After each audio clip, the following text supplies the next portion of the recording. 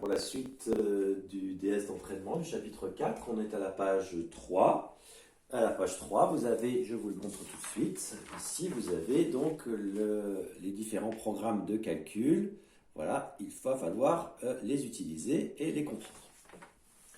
Premier programme de calcul, on prend un nombre, on lui ajoute 5 et on lui multiplie le résultat par 3 et on soustrait 20. Et un autre programme de calcul, prendre un nombre, le multiplier par 2, soustraire 5 et ajouter le nombre de départ. On va regarder ce qui se passe en prenant, dans la question petit a, on vous propose de prendre pour valeur de ce nombre le nombre 7. Donc je prends un nombre, donc c'est 7. J'ajoute 5. On va l'écrire. J'avais 7, j'ai pris un nombre 7, j'ajoute 5, donc plus 5. Je multiplie le résultat par 3. Attention, le résultat, c'est tout ça. 7 plus 5, ce sera bien effectivement 12, que je vais multiplier par 3. Je multiplie le résultat par 3. Attention, il faut bien mettre les parenthèses, sinon il n'y a que le 5 qui serait multiplié par 3. Et j'enlève 20, donc moins 20. Je calcule ça, je reprends l'ordre des calculs. Il faut commencer par les parenthèses, effectivement. Donc on a dit prendre un nombre, ajouter 5, 7 plus 5, ça fait 12. La parenthèse, ça fait 12. Je multiplie par 3, j'enlève 20. 3 fois 12, c'est à faire en premier, puisque c'est une multiplication, c'est 36. Moins 20, ça fait 16. Donc le résultat, quand x égale, quand le nombre choisi est 7, ça fait 16.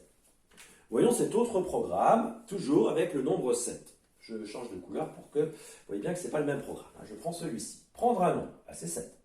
Je le multiplie par 2. Le multiplier par 2. Donc, le nombre 7 que j'ai choisi, je le multiplie par 2. Marqué. J'enlève 5, soustraire 5, et j'ajoute le nombre de départ. Le nombre de départ, on a dit c'était 7. Je fais ce calcul. Je prends le nombre, je le multiplie par 2, j'enlève 5, j'ajoute le nombre de départ qui était 7. 7 fois 2, priorité en calcul, c'est 14. Moins 5, plus 7. 14 moins 5, il faut aller vite, ça fait 9. 9 et 7, ça fait 16. Tiens, 16. Ah. Celui-là aussi, c'était 16. C'est curieux. Pourtant, je n'ai vraiment pas fait les mêmes opérations. Vous vous souvenez? Là, j'ai ajouté 5, j'ai multiplié par 3, j'ai enlevé 20. Ici, j'ai multiplié par 2, j'ai enlevé 5 et j'ai ajouté le nombre de départ. Pas du tout le même programme, et pourtant, j'obtiens le même résultat. Ça peut être dû au hasard, ou ce n'est pas dû au hasard. Alors, eh bien, on va creuser un petit peu la question, c'est l'objectif de la suite. Donc cette fois-ci, on va essayer avec un nombre négatif. Nombre négatif, vous choisissez celui que vous voulez. Moi, je vous en propose un. Je ne peux pas vous proposer tous les nombres négatifs, j'en propose un. J'en prends un facile avec moins 2. Donc je recommence le programme numéro 1, mais cette fois-ci avec le nombre moins 2. Je prends un nombre, c'est donc moins 2. Je prends ce nombre moins 2, je lui ajoute 5, c'est ce qui est marqué. Ajouter 5. J'obtiendrai un résultat. Tout de suite, vous l'avez en tête déjà. 5 plus moins 2 ou moins 2 plus 5, ça fait 3. Ça, vous le savez. Je multiplie le résultat par 3 et j'enlève 20. Ça fait 3 fois 3 moins 20, 9 moins 20. Résultat, 9 moins 20, vous devez aller plus vite que moi. 11. Ok. Regardons si le programme numéro 2, lui aussi, conduit à moins 11. Dans ce cas-là, ce sera un peu moins le hasard. Tout à l'heure, on avait 16 pour les deux. Est-ce qu'on aura moins 11 pour les deux? C'est peut-être la question qu'on va se poser. Prendre un nombre. Donc, on a dit moins 2. Moi, j'ai pris moins 2. Vous avez peut-être pris autre chose, mais l'objectif, c'est de voir si vous obtenez le même résultat ici et là. Moi, avec moins 2, j'ai trouvé moins 11. Vous avez peut-être pris moins 3 ou moins 4, mais vous avez trouvé autre chose. L'intérêt, c'est de voir si on trouve la même chose ici. Je prends un nombre, c'est moins 2, je le multiplie par 2. Moins 2 multiplié par 2. J'enlève 5 et j'ajoute le nombre de départ qui était moins 2. Allons-y. Moins 2 fois 2. Il faut que ça aille vite. Moins 4. Moins 5. Plus moins 2. Ils sont tous négatifs. Moins 4, plus moins 5, plus moins 2. 5 et 4, 9 et 2, 11. 11 négatifs. Donc résultat, moins 11. Tiens, c'est le même que celui-ci. Alors, est-ce que c'est un hasard? Deux fois de suite tomber sur le même nombre, c'est peut-être pas le hasard. Donc ça me demanderait d'être vérifié un peu plus. C'est ce qu'on va voir en calcul. Alors pour montrer que des résultats de deux programmes sont égaux, il ne s'agit pas de multiplier les nombres et les essais. on va essayer d'utiliser non plus un nombre, mais tous les nombres. Autrement dit, remplacer le nombre par une lettre. Donc on va utiliser ce qu'on appelle le calcul littéral, ce qu'on a fait dans ce chapitre. Prendre un nombre, donc on va choisir le nombre x, le nombre choisi. Le nombre choisi est x. Alors on va appliquer ce programme, puis on appliquera l'autre, toujours avec prendre un nombre, c'est x. J'ajoute 5, x plus 5. Ensuite, je multiplie le résultat par 3. Attention, j'ai expliqué tout à l'heure que ce n'était pas le 5 qui était multiplié par 3, mais c'était le résultat, donc ça.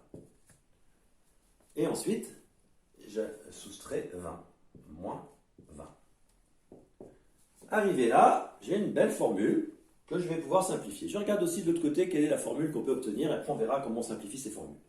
Je prends un nombre, donc c'était x dans ce programme-là, pour le programme 2. Prendre un nombre, je prends x. Je le multiplie par 2.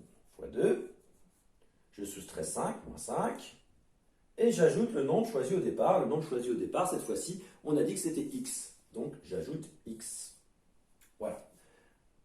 Et j'obtiens donc deux formules qui ne se ressemblent pas du tout. Alors on va regarder, est-ce que si elles ne se ressemblent pas, elles ont peut-être quelque chose en commun. Ici, on va travailler sur le calcul littéral en utilisant la propriété de distributivité. Quand on multiplie une parenthèse par un nombre, on va multiplier ce nombre par les deux termes de la parenthèse. Donc là, la multiplication du 3 va porter sur le x et sur le 5. 3 fois x, ça fait 3x, première multiplication. 3 fois x. Et 3 fois 5, qui fait 15. Et il reste moins 20, qu'on n'a pas touché. Reste à simplifier ça, à réduire. 3x ne peut pas se regrouper avec le reste, puisque ce n'est pas des x le reste. Par contre, 15 et moins 20, ça peut se calculer. 15 moins 20, ça se fait. 15 moins 20, moins 5. Donc, on obtient 3x moins 5. Résultat du programme 1. Reste à aller voir si le programme 2, lui aussi, nous donne la même formule. Alors, allons-y. X fois 2. On l'a déjà simplifié, ça fait 2x. On sait faire ça. X fois 2, 2x. Hein. Moins 5 plus x. Ah. Je peux regrouper les x, celui-là, ces deux-là, avec celui-là. J'ai expliqué que x, quand on l'écrit comme ça, c'est sous-entendu 1x. On ne met jamais le 1, parce que c'est plus simple d'écrire x tout court. Mais c'est 1x. 2x plus 1x, ça en fait bien 3. Et il reste le moins 5. Tiens, la même formule.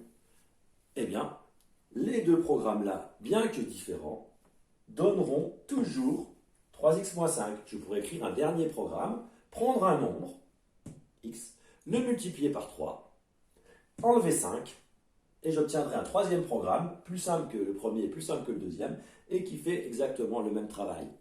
Donc ça, c'est important en informatique, par exemple, d'écrire des programmes le plus simple possible, parce qu'il prend le moins de temps possible, et c'est exécute le plus vite possible. C'est intéressant d'avoir de la vitesse en informatique. Vous savez que les transmissions de données, ce qui peut coincer, c'est quand il y a trop de calculs, ben, c'est lent, on attend.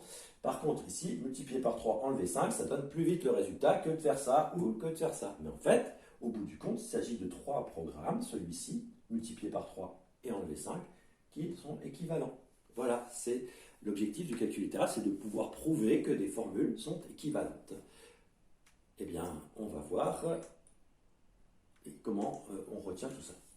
Eh bien, quand on a un programme et qu'on doit prouver qu'il donne le même résultat qu'un autre programme, prendre un nombre, eh bien ce nombre, on lui donne une lettre. C'est l'objectif du calcul littéral. Je vous remercie. Eh bien, il reste la question bonus. La question bonus, comment choisir le nombre de départ pour obtenir à l'arrivée 28,3.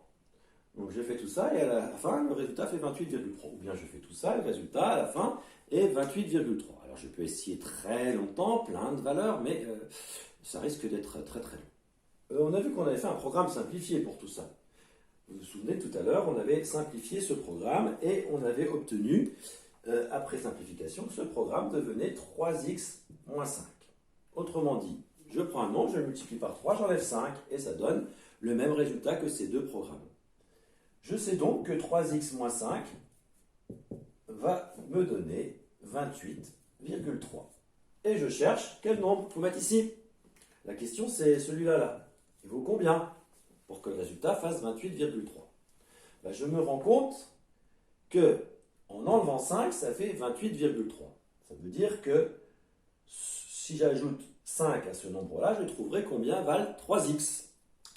Donc, je reviens ici. 3x, c'est 28,3 plus 5. Autrement dit, 3x, c'est 33,3. 3x, c'est 33,3. Bah, maintenant, la question, c'est de savoir combien va valoir 1x. Je sais que 3x, c'est 33,3. Ben, 3 fois x, c'est 33,3. Eh bien, il suffit, pour trouver la valeur de x, de diviser ce 33,3 par 3. Ou puis là, il n'y a pas besoin de calculatrice. 33,3 divisé par 3, tout ça se simplifie bien par 3, et ça fait 11,1. Donc le nombre cherché, c'était 11,1. Je vérifie, 3 fois 11,1, 33,3, 33,3 moins 5, 28,3. Est-ce que ça marche aussi là? Essayons. Prendre un nombre, 11,1, multiplié par 2, ça fait 22,2. Soustraire 5, 22,2 moins 5, ça fait 17,2. Ajouter le nombre de départ. Le nombre de départ, c'était 11,1. Résultat, on obtient 28,3. Ça marche. J'aurais pu essayer avec celui-là, ça marchait aussi. Ces trois programmes donnent exactement le même résultat. Je vous remercie.